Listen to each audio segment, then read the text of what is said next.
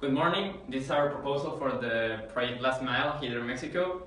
I'm Jose Andres Mendoza, and my teammates are Pamela Gallegos, Maria Campos, and Stein Gray. Here's a little history of Coca-Cola. It was originated in Atlanta in the US. It has more than 125 years serving Coke worldwide. Now they have corporations in 30 countries with 14 different languages. It's a company that has a long history, and it's a history of success because they always have been on the top of the Coke production. Well, they have 3 points that are their main mission. The first one is to refresh the world. The second one to inspire moments of optimism and happiness. And the third one to create value and make a difference. Here's the Coca-Cola vision. It's planned to be accomplished in 2020, so have been working for a long time and they have 3 years to accomplish the vision. And there are different parameters where they are working. The first one is the people, and they want it to be their corporation to be a great place to work and where people are inspired to give their best. The portfolio, it's about equality. They want to give to the world. Their brand is equal to quality, so that's what the image they want to give to the world. The partners, that they are natural and winning network of customers and suppliers, and together create mutual enduring values. They work along with their partners to make better things and things that inspire people. The planet, they have a lot of social responsibility and they want to create a greener planet and a sustainable planet. Their profit, it's to maximize the long-term profit. And the productivity, be highly effective, learn fast-moving organization. Okay, the Coca-Cola system, they are a worldwide company that operates in a local scale. This is what makes Coca-Cola very effective. They have the support of almost 250 bottling partners around the world, and they sell like 1.9 million servings a day. The company is responsible only of selling beverages, bases, and syrups. The bottling companies are responsible of manufacture, package, merchandise, and distribution. Well, this is a business model canvas of Coca-Cola. First, their value proposition is the main product, which is our sodas and souvenir products. The customer segment is everybody, because they sell Coke to everybody. Their customer relation is mainly by merchandise and personal cooperation. Some distributors where you could go and buy your Coke, and well, the channel by which they distribute it is by distributors. The key activities is selling the ingredients to the bottling. The bottling partners sell the Coca-Cola company merchandise, all their products. The key resources is the secret recipe and the syrup factory. Their key partners are their bottling partners, the retail stores, and also their ingredient partners. Also the cost structure, it's to produce the syrup, and the staff and different organizations. Well, and last, the revenue system, it's mainly what they sell, that it's the syrup and their different merchandise products. The general environment analysis. And for this, we're going to use the Pastel analysis, which is a tool companies use to analyze the market they are operating in or are planning to launch a new project or a product. So first, PESTLE stands for political, economic, social, technological, legal, and environmental. So we're going to start with political. Coca-Cola operates in a lot of different countries, which forces them to meet big varieties of regulations and laws given by the government before putting different products on the shelves. Everything from taxes, accounting, and changes in labor laws can prevent them from distributing drinks and can affect Coca-Cola in a negative way. And the economic part, Coca-Cola drink is produced and distributed to hundreds of different countries, like I said before, which all have different cultures, tastes, desires, and customs. And because of this, they have been updating and creating new flavors to accommodate these customers. And with the ongoing trend the last years of being healthy, Coca-Cola doesn't seem to make that many, or they don't make any efforts to move in that direction, it seems. other than offering products like Coca-Cola Light or Zero. And Coca-Cola actually has 70% of its income outside of the US. And this makes them not that dependent on the US market, so that's really good. The social part. Yeah, the majority of Coca-Cola's products are sold in cultured countries where the demand of different products is big, like I said before. For example, in Japan and China, there has been created over 30 alternative flavors to make Coca-Cola more popular and attractive for the Japanese and Chinese consumers. And as stated earlier, there is a big focus on health, which makes people move away from Coca-Cola because it's not that healthy, and swapping it for sugar-free teas and drinks. And because of this, they will have to respond by creating new products for people with focus on health. Because if not, they're going to lose a big part of the customers. And the technological part, Coca-Cola is very good at using the technology which is available to connect with audiences, like social media and commercials on both TV and on the internet.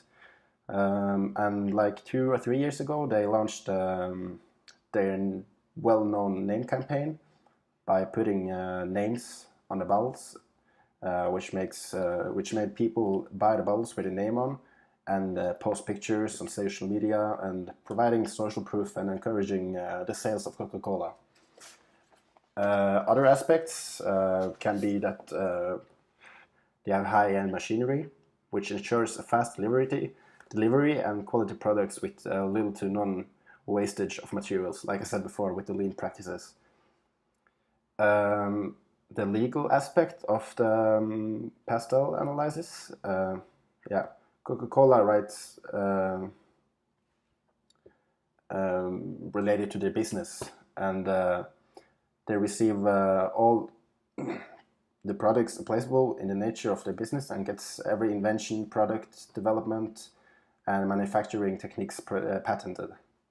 And the last aspect of the pastel analysis is environmental. And as a beverage producer, Coca-Cola is affected, for example, by water accessibility. Therefore, climate change will or can affect the company in a big way, but it will also affect its competitors like Pepsi too. So they're both in the same boat, kind of.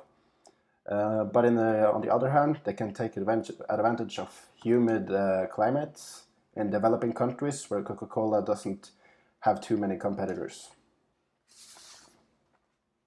Okay. The strategy of the company of Coca-Cola, they have 5 strategies.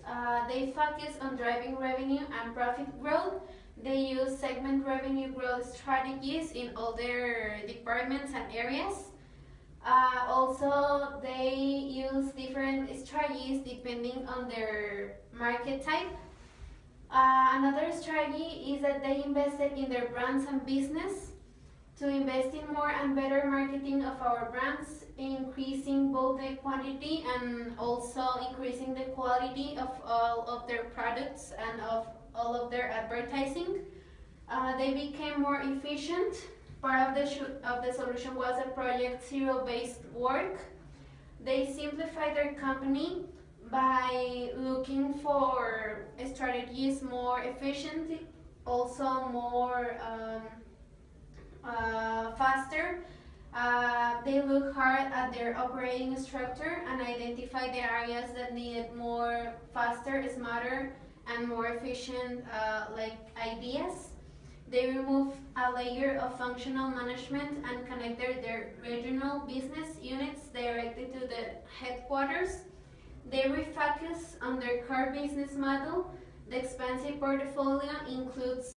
Okay, we're a consulting firm, a business that provides others a professional advice and from experts to an organization, providing also new and efficient strategies and ideas to help them develop an idea.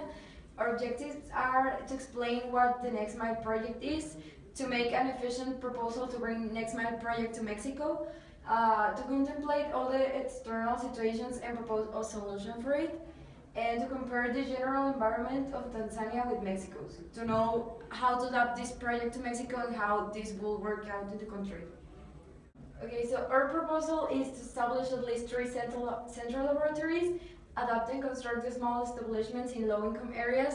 This will be like the rural areas where it's really hard to get the medicines. People will find medicines and medical attention for a really small cost, not like in other places. In each establishment will be at least 4 volunteers. This could be students or teachers, doctors, pharmaceutics.